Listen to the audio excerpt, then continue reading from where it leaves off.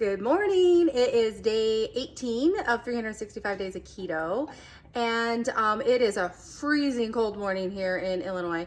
So I thought, let's make something cozy and warm.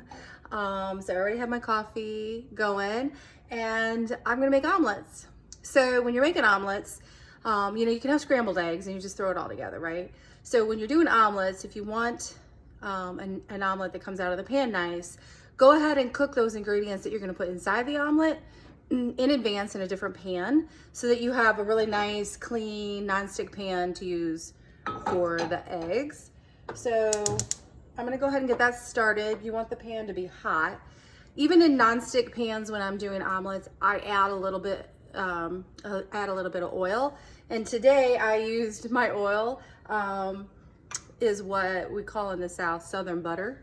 So it is the grease from bacon. So I cooked some bacon to put in the omelets, and I just took a little bit. I like to save this, and then like my mom, she used to save bacon grease, and she put it in like a coffee can, like a Folgers can or something like that, and then she put it above the stove, which is not a great place to store bacon grease.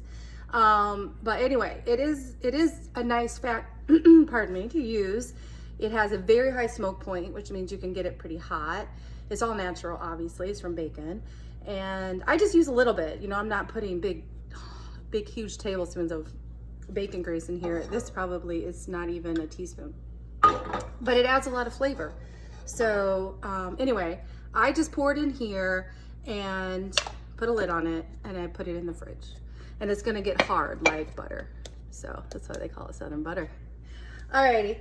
Okay, so I have over here, you can see all the dishes I worked on when I first got up. I've already prepped all the ingredients that are going in our omelets. So I have bell pepper, onion, mushroom, the bacon, some cheese, and then I beat up 6 eggs, and I'm gonna pour half of that in here. So I like to do one omelet at a time instead of doing one giant omelet and then trying to wrangle that into a nice shape. So this is nice and hot. I'm gonna show you how I do my omelets. So the key is a good nonstick pan. You guys know I'm a huge fan of Gotham steel, so that's what I'm using. And then I'm gonna pour in half of this so that we're getting, a pretty equal omelet. So that's 1.25 cups. So that's about half, all right? And then when you're doing an omelet, I'll twist it around so you can see it better. When you're doing an omelet, you're gonna treat it almost like scrambled eggs until the point where you want it to like form a nice, omelet shape. So you can just move your eggs around. It's gonna come back together, right? Because it's eggs. So there's a point where it won't, so stop doing that at that point. And it's pretty quick actually. So that looks good. So I'm gonna smooth it all down so that it forms my omelet. And so we've only, this took maybe 30 seconds. This is a 3-egg omelet. Now, if you like your eggs to be, I don't like to have a wet omelet. I don't like the uncooked egg on the inside. Some people do. So it's pretty, it's pretty easy to do if you want it like wet like that, but it's gonna continue to cook. So I'm gonna turn off the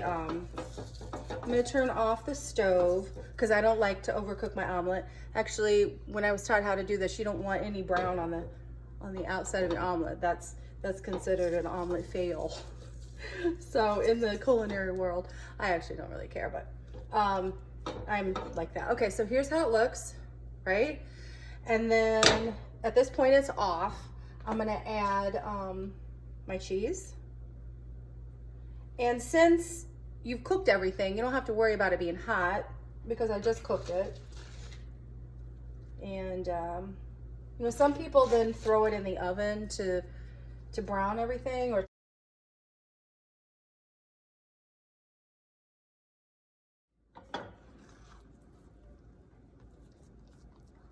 That one looks better.